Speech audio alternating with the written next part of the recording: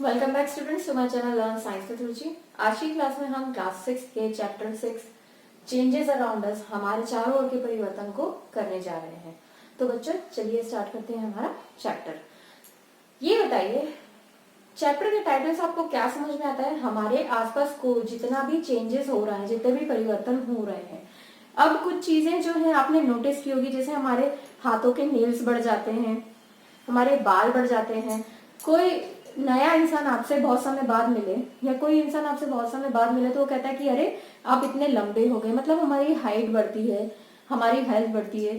ठीक उसी प्रकार से प्लांट्स में भी हमने छोटा सा पौधा लगाया था, धीरे धीरे वो बड़ा हो गया, उसकी पत्तियों का रंग बदलता है, जैसे कभी वो ग्रीन होती हैं, फिर येलो हो जाती हैं, फिर वो सूख के गिर भी जाती हैं, फ्लावर्स आ जाते हैं, उसमें उसमें सीड्स आ जाते हैं। ये चेंजेस हमारे आसपास होते रहते हैं। बहुत सारे चेंजेस जो हैं हमारे आसपास ऐसे होते हैं जिनको हम वापस पहले जैसा नहीं कर सकते। जैसे जो पेड़ एक बार बढ़ गया उसको हम बिल्कुल पहले जैसा नहीं बदल सकते। अगर हम उसको कट भी कर देंगे तो उसकी हाइट तो कम हो जाएगी, पर ये बिल्कुल पहले जैसा छोटा पौधा नहीं हो पाएगा। ठीक है, अब ऐसे ही क्या करिए, अब एक बैलून लीजिए, बैलून में हवा भरिए, हवा भरेंगे और उसका नोट आप जब टाई कर दोगे तो वो जो बैलून का साइज है वो चेंज हो जाएगा।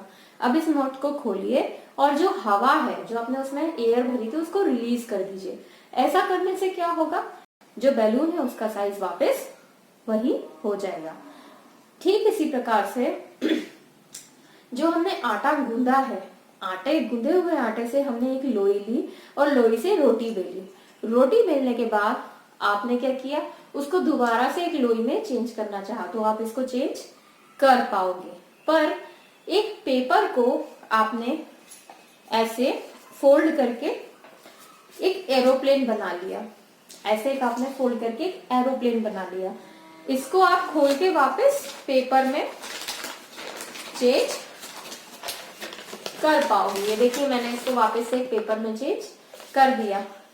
पर क्या आप इसी पेपर से कट किए इस एरोप्लेन को क्या आप चेंज कर पाओगे? नहीं।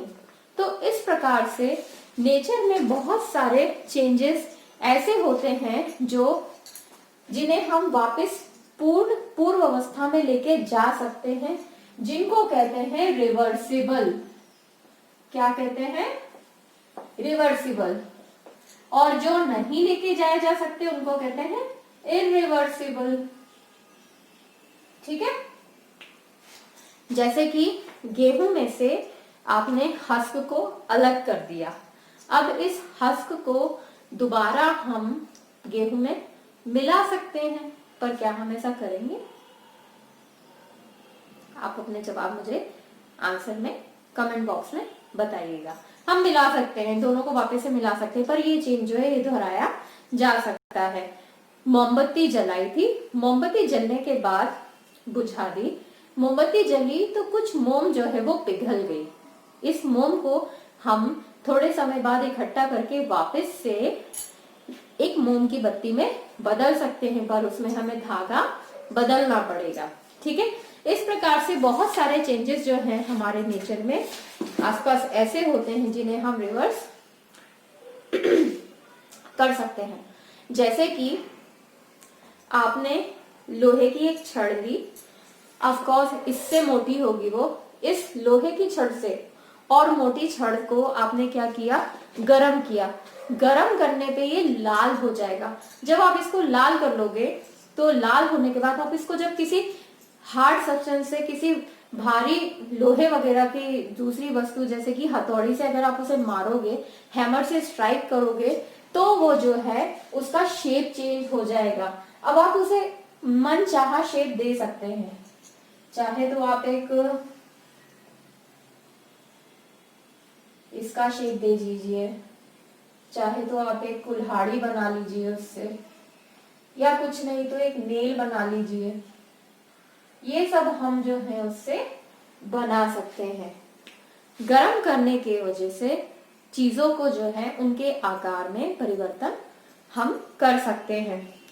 मोम को हम गरम करेंगे तो वो पिघल जाती है, ये भी क्या है उसकी आकार में परिवर्तन है। अब से हम धूप बत्ती के साथ भी कर सकते हैं। आपने क्या किया, अगरबत्ती ली, अगरबत्ती को आपने जला दिया, जलाया तो पूरे घर में खुशबू फैल गई, पर जो अगरबत्ती है वो पूरी जल के खत्म हो जाएगी। अब क्या आप खुशबू को वापस से अगरबत्ती में परिवर्तित कर सकते हो? नहीं। तो ये किस प्रकार का परिवर्तन है? इरिवर्सिबल परिवर्तन है। इसको कहते हैं अनुत्क्रमित। ठीक है। तो जिन चीजों को हम वापस से दूसरी डायरेक्शन में, अगर कोई क्रिया इस दिशा में हो रही है, अगर हम उसको वापस से दूसरी दिशा में कर सकते हैं, परिवर्तन कर सकते हैं, तो उसको कहते हैं उत्क्रमित या रिवर्सिबल। अगर हम नहीं कर सकते हैं तो उसको कहते हैं अनुत्क्रमित। इस चैप्टर में हमको इन्हीं दो परिवर्तनों के बारे में जानना है। अब आपको करना ये है कि अपने आसपास जितने भी परिवर्तन हैं उनकी एक सूची बनानी है और उनमें आपको ये देखना है किन को हम परिवर्तित कर सकते हैं और किन को हम परिवर्तित नहीं कर सकते। ठीक है। इसी के साथ मैं इस चैप्टर का एक्सप्लेनेशन खत्म करती हूँ।